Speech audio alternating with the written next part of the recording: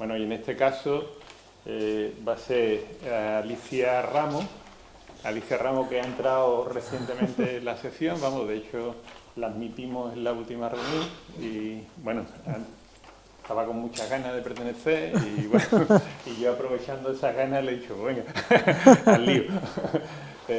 Y la he incitado a que nos dé esta charla sobre Ortega Bru, que a mí es un tema que me interesa muchísimo.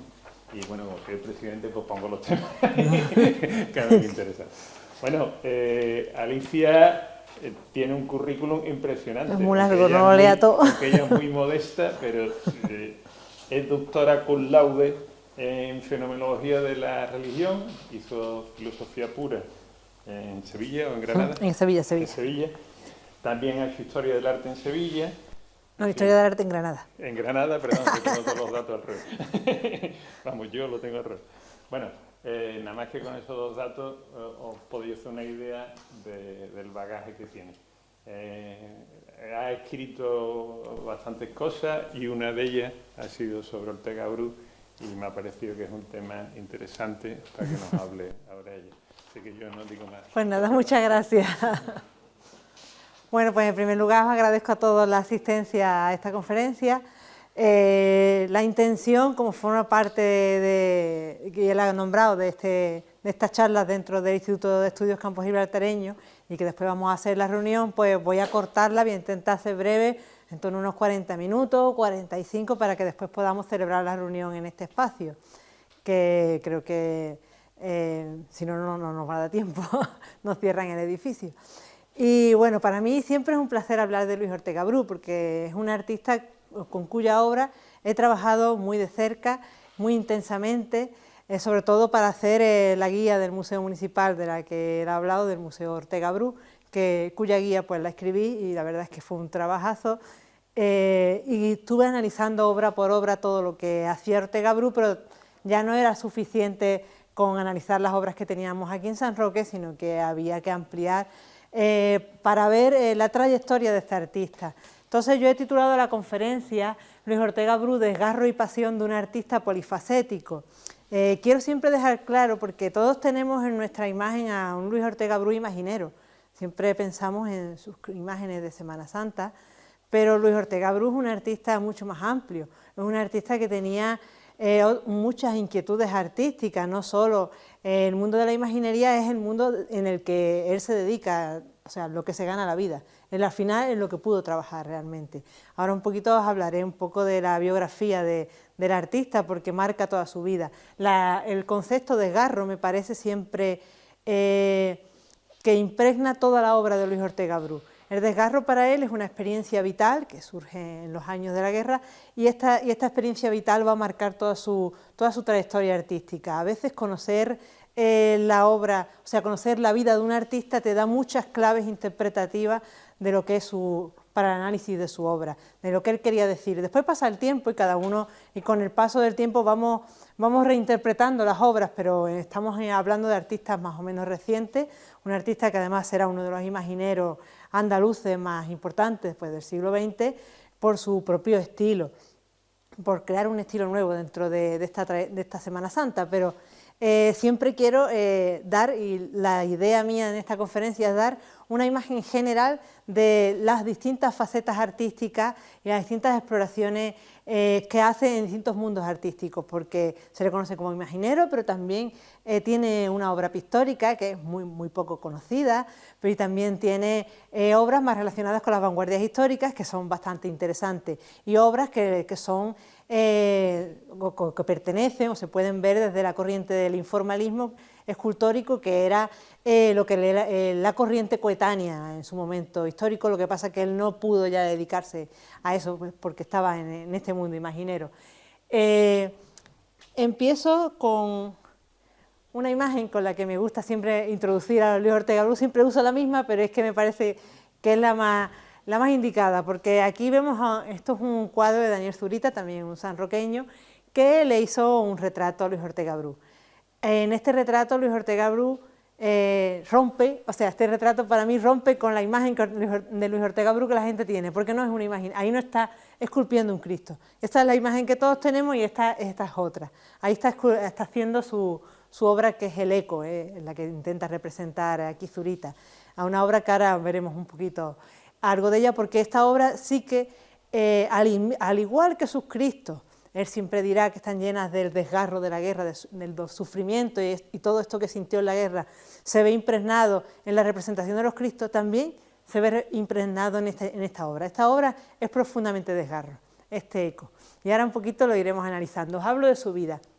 Él nace en 1916, aquí en San Roque, en la estación de San Roque.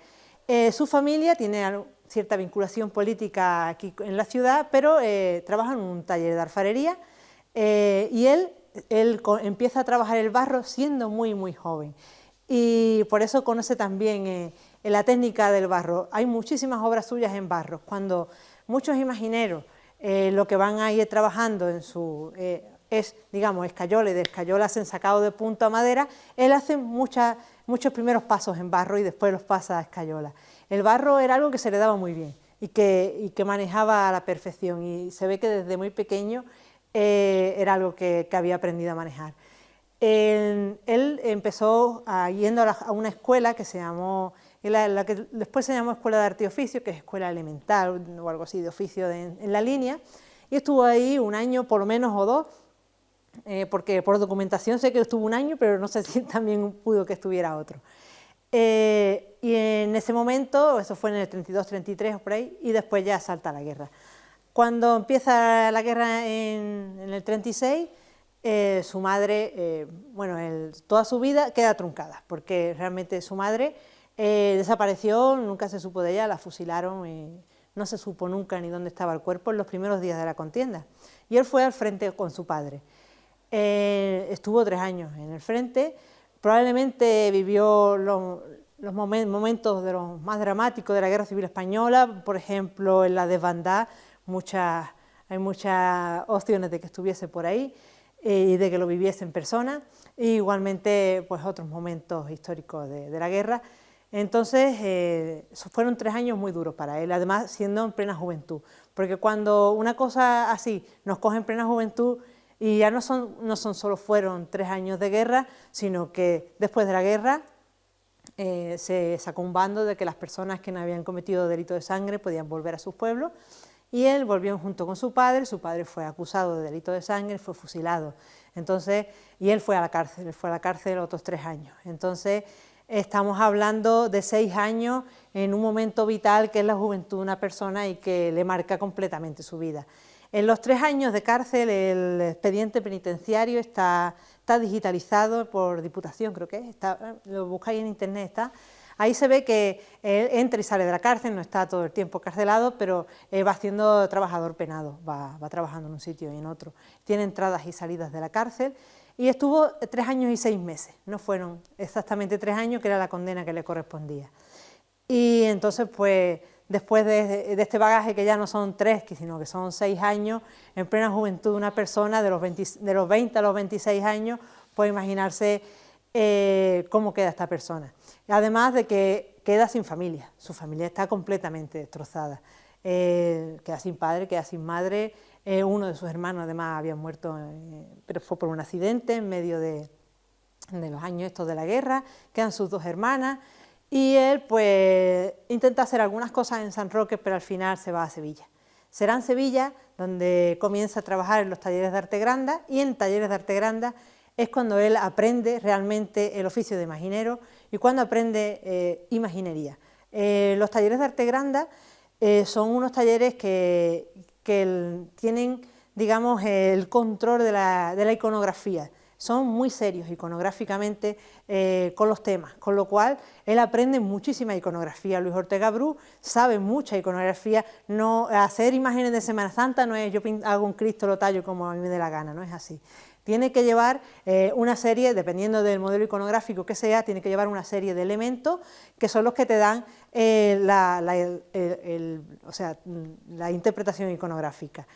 Luis Ortega Bru además de que comienza a conocer y al final conocerá completamente los modos iconográficos, será muy rebelde iconográficamente. Esto le llevó muchísimos problemas. Ya no solo fue muy rebelde en la estética que va a usar, que ahora un poquito vamos a hablar de la trayectoria, sino también fue muy rebelde con algunas iconografías, pues poniendo el Cristo muerto que en vez de la cabeza hacia la derecha, hacia la izquierda, y haciendo una serie de alusiones dentro iconográficas que no eran las habituales o que eran muestras de su rebeldía. Él, como digo, se dedica a la iconografía profesionalmente y fue uno de los grandes imagineros, se dedica a la iconografía, se dedica a la imaginería profesionalmente y fue uno de los grandes imagineros andaluces, y él siempre dirá que todo sus imágenes de Semana Santa, el sufrimiento de Jesucristo está impregnado por el desgarro que sufrió en la guerra. Pues el desgarro es como, para él es el sentimiento que la guerra dejó en él y que él expresa a través de sus formas artísticas.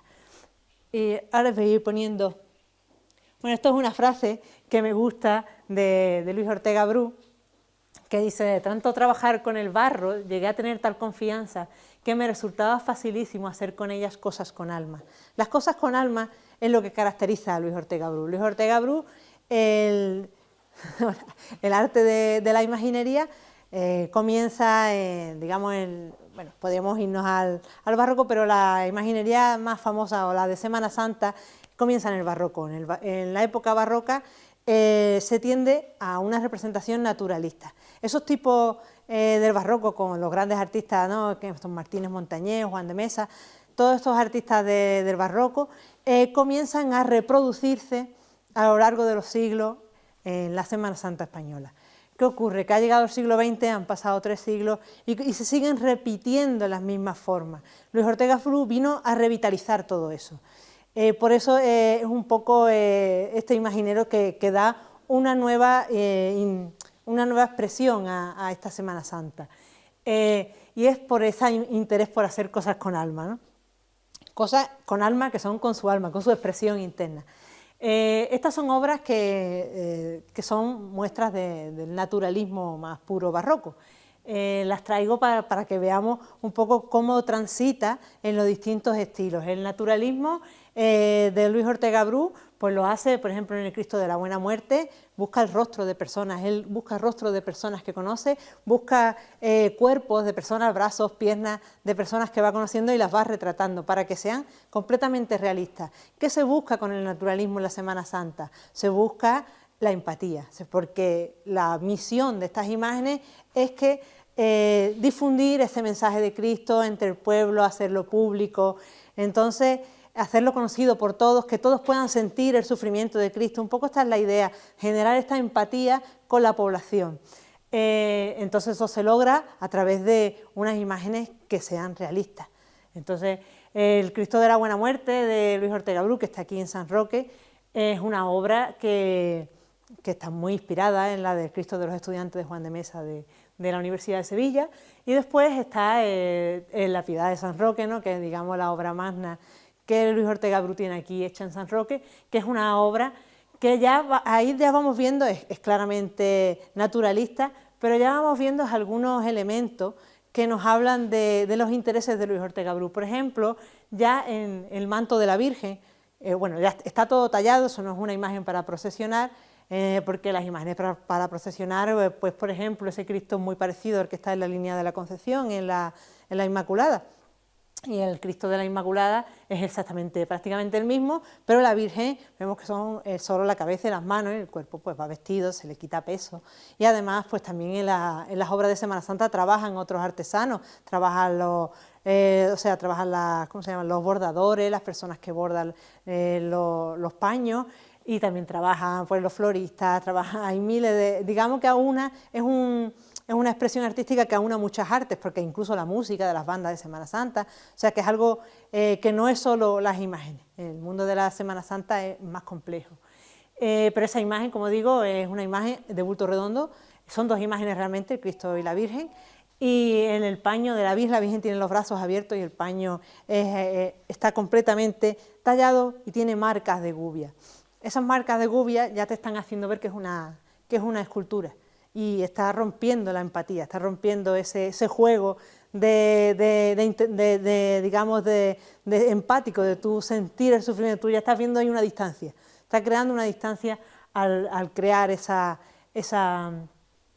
marcas de Gubia. Y Luis Ortega Bru va a ir cada vez tendiendo más a alejarse del naturalismo. Este naturalismo es el propio de Semana Santa, él lo tiene en muchas de sus obras porque eran encargos para hermandades. Él tuvo muchos problemas con obispados y con distintas hermandades. De hecho, sé que hubo algunos pasos, algunos de sus proyectos que se los echaron atrás porque eran demasiado novedosos, porque rompían con este juego de empatía ya estéticamente. No entraban en el mundo de la Semana Santa. Entonces, pues, quedaron un poco al margen de el Cristo de la Buena Muerte de aquí de San Roque terminado, que es completamente naturalista, y de ahí pasamos a este tipo de obras. Este tipo de obras, aquí, estas son las más características y las que más después éxito han tenido dentro del mundo de los seguidores de Luis Ortega Bru como imaginero, y son unas imágenes en donde ya, digamos, Andrés Luque Teruel, que es el que escribe los 2 volúmenes de Ortega Bru, lo llama expresionismo. Expresionismo no me parece a mí la palabra quizás más adecuada por el hecho de la vanguardia histórica expresionista, que se puede identificar y no tiene nada que ver. Realmente, o tiene un poco que ver.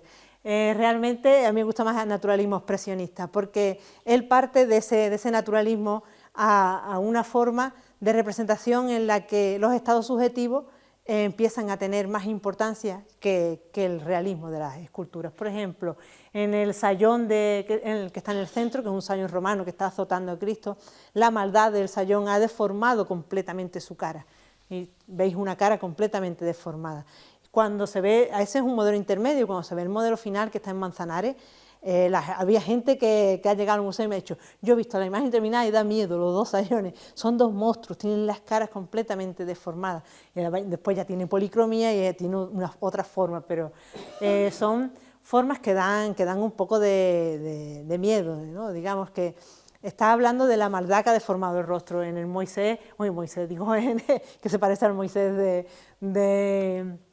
este es el Caifás de San Gonzalo. Ahí vemos una alusión quizás al Moisés de Miguel Ángel. No está muy claro si Ortega Bru conoce claramente la obra de Miguel Ángel o no, pero sí que hay una expresión seria, el trabajo de las barbas, y vemos también un rostro serio, ¿no? Un Caifás con una expresividad en el rostro. Y después el otro que está allí, que es un romano de la Resurrección, es un rostro que me interesa porque es otra forma que él tuvo de indagar en este expresionismo. Digamos, aquí sería algo más simbólico, porque cuando, tanto la maldad de los romanos, a veces, en el caso del centro ha deformado el rostro, pero a veces la maldad de los romanos los convierte en seres simiescos. Ya no son personas, tienen rostros como de simios, unos rostros embrutecidos, gigantes. Los romanos de la Resurrección tienen los brazos y los pies gigantes. Es una forma de decirnos que son seres apegados a la tierra, que son seres simiescos, que son seres arcaicos, seres que no conocen la verdad de Cristo. Digamos, ese es el juego que él hace, porque en la resurrección está Cristo y está el ángel, y los 2 caminan hacia adelante, son estéticamente bellos, triunfantes, ¿no? y este romano tiene ese rostro embrutecido. Este es un poco, digamos, la muestra que os traigo de este naturalismo expresionista, o lo que yo lo he llamado naturalismo expresionista, que es una forma que ha pasado del naturalismo, de la representación más empática, a hablarnos de los sentimientos, a hablarnos de los estados subjetivos de los personajes que están sufriendo esta pasión de la Semana Santa. Aquí, entre las obras monumentales,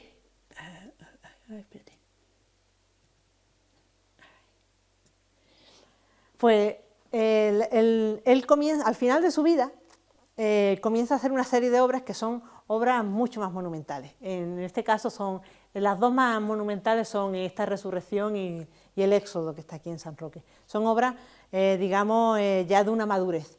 Pero si os veis aquí sí se ve el juego, ¿no?, del Cristo y el ángel, los 2 estéticamente bellos, y los 3 romanos que son gigantes apegados a la tierra, pero además el romano, el que está en este lado, tiene un escorzo, una forma, el paño tiene una forma extraña, tienen los cascos, todos los paños están tallados.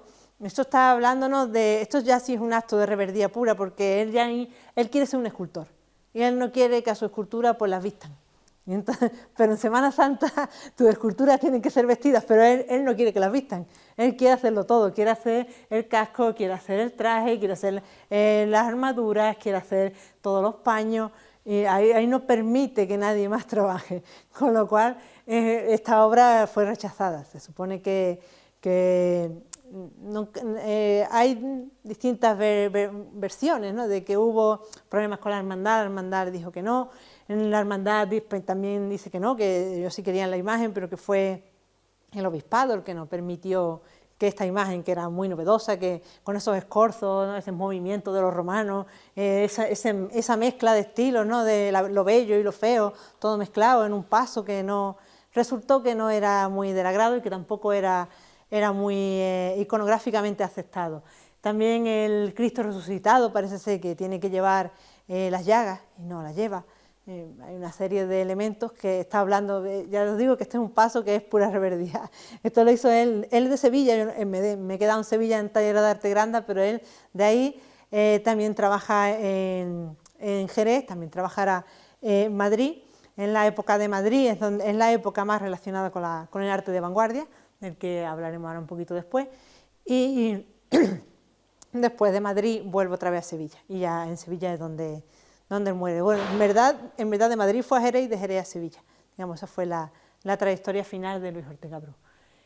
La otra de sus obras monumentales, porque en las obras de Semana Santa, pues él hacía, siempre me gusta dar la idea de que Luis Ortega Bru no solo era un imaginero que hacía imágenes exentas. En el mundo de la Semana Santa no solo son las imágenes que van en bulto redondo, que van encima del paso, también en la talla del paso. El paso lleva una serie de escenas talladas en cartelas alrededor, y Luis Ortega Bru también trabajó muchísimas cartelas. En las cartelas los motivos son relieve y los motivos iconográficos son mucho más desarrollados que quizás en un paso que es solo un Cristo o una Virgen. El otro son conjuntos humanos. Entonces él había trabajado conjuntos humanos en las cartelas, pero esta fue una obra al modo gigante. Es una obra también que nos habla de él y de su forma de entender la escultura, porque aquí este relieve que se lo encargó el Ayuntamiento de San Roque, que está en el Salón de Pleno del Ayuntamiento, en el Palacio de los Gobernadores, digamos, intenta representar pues el éxodo de San Roque, el éxodo de Gibraltar a San Roque, ¿no? Y aparecen en él pues los elementos identitarios básicos de la población sanroqueña, que son las imágenes que se trajeron de Semana Santa y el pendón, que es la bandera que porta un personaje que está por el fondo. De esta obra hay muchas versiones dibujadas, y ahora no sé si he traído algunas, si no, ahora las vemos, y aparecía el peñón en el fondo, pero después aquí pues se ve que lo elimina por hacer ese volumen que parece que están saliendo de una cueva, ¿no? Y aquí juega con ese estilo propio de superficies pulimentadas y superficies con las marcas de gubia. Todas las ropas y tal tienen marcas de gubias y una policromía muy rara, así como verdosa, que él le dio, pero luego la superficie de los cuerpos, veis los estudios anatómicos, eso está pulimentado completamente. O sea, ahí juega con dos superficies distintas estéticamente. Eso era algo que le gustaba. Y como digo, le gustaba mucho que se viera que las esculturas eran esculturas, que se vieran las marcas de la gubia. Esto es algo que era rompedor y que hace un poco de un artista que fuera único. Después, vamos a ir... no, me he saltado las puertas. Bueno, de aquí hablo poquito porque ya veo que me estoy enrollando mucho. Bueno, las puertas también son estas no son una obra tan monumental, aunque sí que fueron unas puertas grandes, pero es una obra de trayectoria internacional. Luis Ortega Bru siempre va a trabajar en el ámbito, o casi siempre en el ámbito de la península, de España generalmente.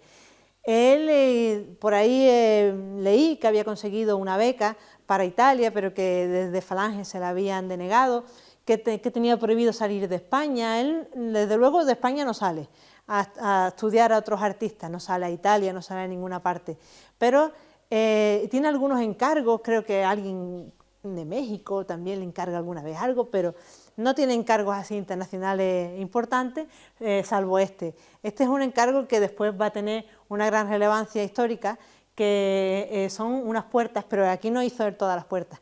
Aquí lo que, después investigando esta obra que veis de las puertas doradas y tal, finales, digamos, está en la Capilla del Padre en Villatevere, en Roma. Es la sede del Opus Dei. Y la capilla esta del Padre es la que, digamos, esta puerta y la iconografía y su diseño y tal, fue encargado por José María Escrivá de Balaguer directamente a Talleres de Arte Grande. Talleres de Arte Grande estaba vinculada con el Opus Dei y Talleres de Arte Grande le el Opus Dei, o sea, y José María Escrivá de Balaguer encarga esas puertas para su capilla, que era su oratorio privado, se lo encarga a Talleres de Arte Grande. Entonces, a través de Talleres de Arte Grande le encargaron a varios artesanos de los que trabajaban allí que hicieran unos modelos. Los modelos que hicieron de esas placas tenían que seguir un diseño que creo que se llamaba Juan José Íñiguez o algo así, que era el director de dibujo que tenía Talleres de Arte Grande en el momento. Esta persona hizo los trazos y dijo cómo tenían que ir estas placas talladas, ¿no? Digamos que habían hecho un boceto de un dibujo que José María Escrivá de Balaguer había aprobado y lo mandó a Talleres de Arte Grande a Sevilla, y allí varios artesanos trabajaron en eso. Luis Ortega Bru consigue colocar tres de sus placas, están ahí, una que es una piedad, una virgen que es la Virgen con el Niño, y la Sagrada la Sagrada Familia, ¿no? Que sí, es que es Madre del Amor Hermoso. Porque después, iconográficamente, la puerta lo que va contando es la historia del Opus Dei, desde el momento de su inauguración hacia los momentos fundacionales de la orden. Entonces, eso es lo que cuenta la puerta. También publiqué un articulito de la investigación, porque al principio no sabíamos dónde estaban. Cuando yo entré en contacto con la obra, no sabía dónde estaban las puertas. Entonces, no se sabía. Yo decía, pero la gente decía que eran las puertas de Estado del Vaticano. Y el Vaticano decía que no tenía las puertas. Si el Vaticano no tiene un registro de una cosa que tiene, mejor que los puede tener el Vaticano, no lo va a tener nadie. Digo, esto no está aquí. Entonces, viendo la fecha y viendo que Talleres de Arte Grande estaba vinculado con el Opus Dei, busqué un edificio en Roma del Opus Dei y le mandé nuestras placas de aquí de San Roque, y efectivamente ellos me mandaron las suyas y estaban allí. De la Capilla del Padre no había imágenes, porque como es un oratorio privado no hay imágenes en internet ni se han divulgado. Ellos me autorizaron a solo sacar la puerta, no sé qué más habrá dentro. Pero esta es la obra que tiene proyección internacional, que tiene también unos elementos propios y muy, muy bonitos, pero tampoco podemos pararnos ahora, porque si no, no termino yo nunca. Y ahora ya pasamos un poco a este arte de las vanguardias. Esta es la faceta menos conocida de Luis Ortega Bru. Aquí tenemos ese eco. Bueno, vemos cómo transita el arte de vanguardia. El arte de vanguardia había surgido en los años 20-30 del siglo XX, ¿no? Ortega Bru está haciendo esto muchos años después, o sea, tampoco está haciendo aquí una persona muy novedosa. El arte de su momento es el informalismo, del que traigo hoy algunos ejemplos, pero sí que a él le interesan las vanguardias. Él no es una persona que conociese los manifiestos de la vanguardia, el arte de vanguardia que suponía una ruptura con el arte anterior, con el arte académico, con el arte más clasicista. Este arte de las vanguardias se divulga a través de unos manifiestos ideológicos, estéticos, pero él no conoce nada de eso. Luis Ortega Bru simplemente lo que es que ve la estética, comprende el juego y lo intenta, y hace cosas propias, ¿no? Tenemos el Cristo y la Virgencita esa que son puramente cubistas, pero el eco es una imagen que me interesa mucho, porque el eco sí que está lleno de ese desgarro. El eco tenía un significado especial para Luis Ortega Bru. Sí, son como las ondas del sonido, si os fijáis, pero el eco, el título que él le da, ya no nos está hablando de la onda del sonido, el sonido que vuelve, es la vuelta del sonido. El eco es lo que te vuelve, no es lo que vas. Con lo cual está hablando de algo, no nos podemos, digamos, decir qué quería decir Luis Ortega Bru, porque eso lo sabría él, pero sí que sé que esta obra tiene una gran significación para él. Y lo representa en numerosas ocasiones, y he traído aquí algunas para que las viéramos. Vamos a pasar a ellas porque si no... a ver, en esta. Fijaros cómo usa las ondas del eco en distintos dibujos. Para él esto tenía un significado. Y alrededor del peñón, esa también está dándonos en el Éxodo de San Roque, en ese relieve. Os he dicho, hay muchas versiones. Pues hay una versión en la que están todos esos personajes desfilando y hay unas manos así abiertas y sobre ellas hay unos círculos que son como las ondas del eco, pero tienen espinas, son coronas de espinas. Y si nos fijamos en el Éxodo, en el eco original este que tenemos en barro, aquí no se ve, no, así se ve. Mira, aquí, en este entorno, también hay algo parecido a unos espinos enredados. La verdad que no sé muy bien qué quería decir, pero que es una obra que tiene una profunda significación y que viéndola en su uso en distintos, porque además este dibujo se llama, en este de aquí, que se llama Contemplación de lo Infinito, también sale de la cabeza del personaje y se rompe. El eco también aparece en este alrededor del peñón, esas ondas. Eso tenía un significado para él. No podemos aventurarnos exactamente a qué, pero sí que yo realmente creo que es muestra de esta cosa interior que él llama desgarro y que él quiere mostrar a través de su obra. Y bueno, ya para ir acabando, porque si no, no quiero dejar... también hace una indagación en la abstracción, los principios de la abstracción, porque él va de lo figurativo, y esto le pasa mucho en pintura, va de lo figurativo a lo abstracto. Y creo que tengo algún dibujo aquí. Estos comienzan siendo paisajes de Madrid, son los edificios de Madrid y de pronto se convierten en cosas que ya son completamente, en volúmenes, en colores. Además, él tiene siempre una predilección por los tonos verde y azul y amarillo. Estos son los tonos que Luis Ortega Bru va a usar muchísimo en su obra. Y digamos, que sería el arte más del informalismo. Esto es el estilo, mira, estos también, el estilo que en su época, que le es coetáneo, digamos que en los años 70 o así en España y en Madrid, además se están haciendo exposiciones informalistas. Los años que él está en Madrid, seguro que tiene oportunidad de visitar algunas de estas exposiciones.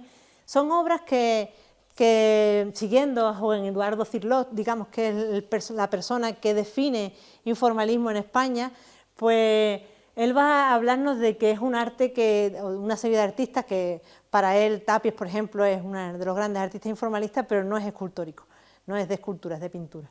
Bueno, aunque rompe las barreras realmente, pero es un arte que tiene que ver con lo orgánico, con el desarrollo de formas orgánicas. Por eso vemos esa alusión como a huesos, a madera, aquel de allí lo llama ave, ¿no? Es la catedral. Este tipo que parece una columna vertebral, ¿no? Un hueso. Este tipo de obras de arte se hacían en España, se estaban vendiendo en su momento, y a mí me da la pista de que Luis Ortega Bru las tenía en su taller porque pretendía quizás como muestra para ver si alguien se las compraba. Entonces él conocía la corriente de su momento, que era el informalista, tenía en su taller una serie de obras, no sé exactamente, porque algunas de ellas, como esta de la catedral, también aparecen representados en dibujos, tienen también tienen una significación interna propia, pero que no se me escapa que quizás quisiera poder venderla. Allí vemos un dibujo que hizo y vemos que es la misma imagen, pero que él la ha puesto como en una rotonda, ¿no? Con un coche, se llamaba Monumento al SEAT, y entonces vemos que quizás él tenía proyectada que poder vender alguna de estas imágenes pues, para rotondas o para lugares municipales donde se convenzaba a los ayuntamientos a comprar este tipo de obra informalista. Y bueno, yo creo que ya con esto no me enrollo más, lo dejamos. Vale, sí, aquí he traído lo de las puertas, pero bueno, lo cerramos con esta imagen. Bueno, yo creo que ya un poco hemos hecho la trayectoria o he intentado esbozaros la trayectoria artística de Luis Ortega Bru desde ese naturalismo y desde ese mundo imaginero hasta, digamos, mostrar lo polifacético que ha podido ser su arte a través de creaciones que estaban en su taller, con las que no se ganó de la vida, pero que han quedado ahí como muestra de que era un artista que era polifacético, que estaba interesado por otras corrientes artísticas y además para el cual tenía un gran, digamos, este desgarro, digamos, que para él impregna su obra, no solo está reflejado en el arte imaginero, sino en toda su creación artística. Y ya con esto os lo dejo.